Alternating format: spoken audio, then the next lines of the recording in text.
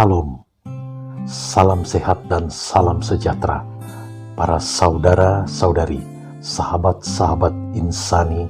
Kita kembali berjumpa pada hari ini, hari Rabu tanggal 13 Oktober tahun 2021 dalam program Insani, Inspirasi Sabda Allah hari ini bersama saya, Pastor Edi Octavianus Kaniu. Mari kita mengawali permenungan kita pada hari ini dengan doa. Dalam nama Bapa dan Putra dan Roh Kudus. Amin. Allah Tritunggal yang Maha Kasih, saat ini kami datang ke hadirat-Mu dengan keterbukaan hati untuk membaca dan merenungkan firman-Mu. Tuntunlah kami dengan Roh Kudus-Mu dan arahkanlah hati kami kepadamu, agar kami dapat membaca dan merenungkan sabda-Mu ini dengan baik seturut dengan kehendak-Mu. Demi Yesus Kristus Tuhan dan Juru Selamat kami. Amin. Dalam nama Bapa dan Putra dan Roh Kudus. Amin.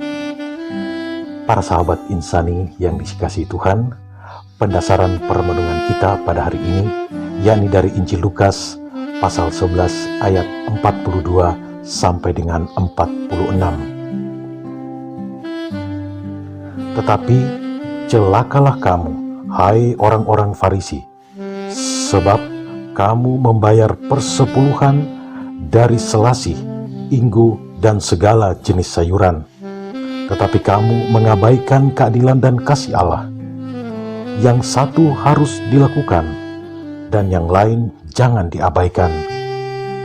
Celakalah kamu, hai orang-orang Farisi, sebab kamu suka duduk di tempat terdepan di rumah ibadat, dan suka menerima penghormatan di pasar. Celakalah kamu, sebab kamu sama seperti kubur yang tidak memakai tanda, orang-orang yang berjalan di atasnya tidak mengetahuinya. Seorang dari antara ahli-ahli Taurat itu menjawab dan berkata kepadanya, "Guru, dengan berkata demikian engkau menghina kami juga." Tetapi ia menjawab, "Celakalah kamu juga, hai ahli-ahli Taurat, sebab kamu meletakkan beban-beban yang tak terpikul pada orang, tetapi kamu sendiri tidak menyentuh beban itu dengan satu jari pun." Demikianlah Injil Tuhan.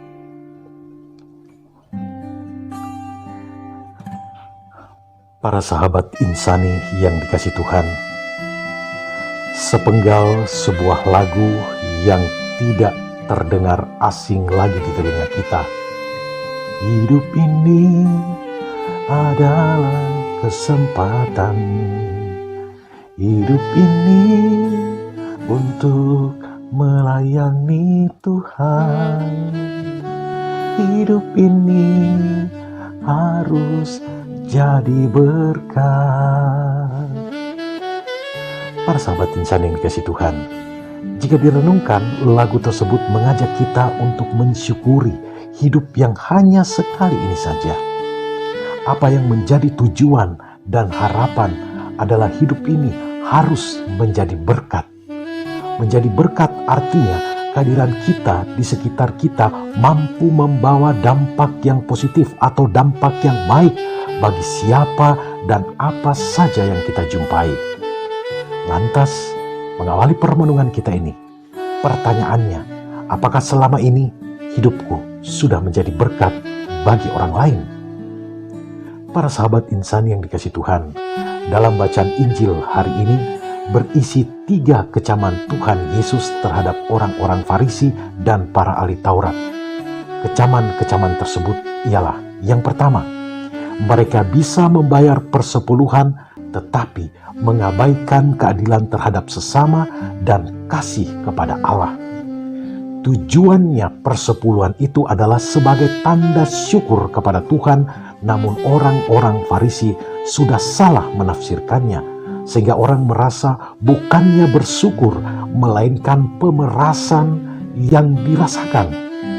Seharusnya orang-orang Farisi memperjuangkan keadilan kepada sesama dan kasih kepada Tuhan. Kedua, Mereka memiliki ambisi pribadi yang berlebih-lebihan, yang tentu saja hanya akan membuat keretakan dalam membangun hidup kebersamaan. Dan yang ketiga, mereka bersifat munafik, yang justru menyimpan berbagai macam kebusukan dan kenajisan. Para sahabat insani yang dikasihi Tuhan, sabda Tuhan kita Yesus hari ini dalam Injil ini mengajak kita untuk selalu berusaha menuai kebaikan. Orang-orang Farisi dan para ahli Taurat itu akhirnya menuai kecapan, menuai kritikan dari Kristus Yesus Tuhan kita, karena mereka tidak menaburkan kebaikan, melainkan menaburkan hal-hal yang tidak baik, menaburkan hal-hal yang jahat, hal-hal yang merugikan orang lain, hal-hal yang menghambat keselamatan orang lain. Dengan keras Yesus mengecam mereka karena mereka mengabaikan keadilan dan kasih Allah yang justru diberikan kepada setiap manusia.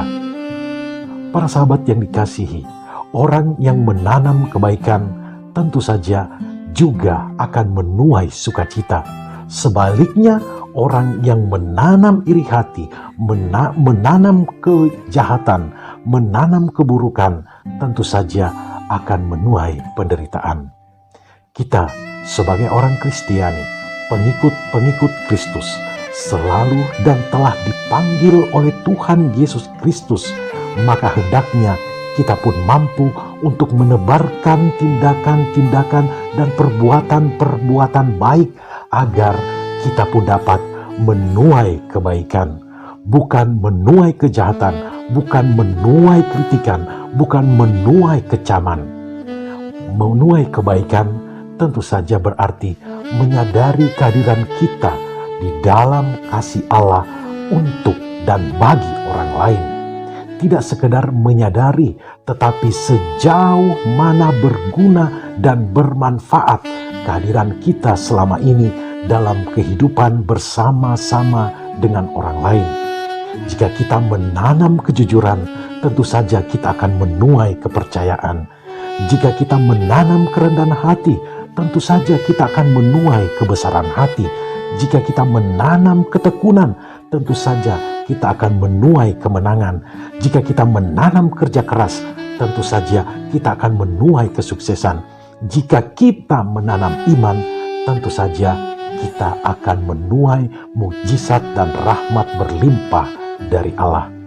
Oleh karena itu, para sahabat insan yang dikasihi Tuhan, untuk dapat menuai kebaikan, menuai hal-hal yang baik dari Allah dan dari kehidupan kita sehari-hari, marilah kita juga bersama-sama berjuang, menabur, menanamkan hal-hal yang baik di dalam kehidupan kita, karena disitulah segala hal yang merupakan kebaikan-kebaikan akan kita dapatkan karena kasih kemurahan Allah.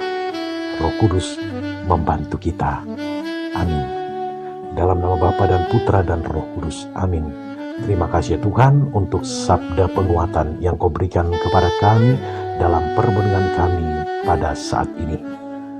Turunlah berkat Allah untuk senantiasa memberkati dan menguatkan saudara-saudari sekalian di dalam nama Bapa dan Putra dan Roh Kudus. Amin. Terima kasih saudara-saudariku yang telah mendengarkan sabda Allah.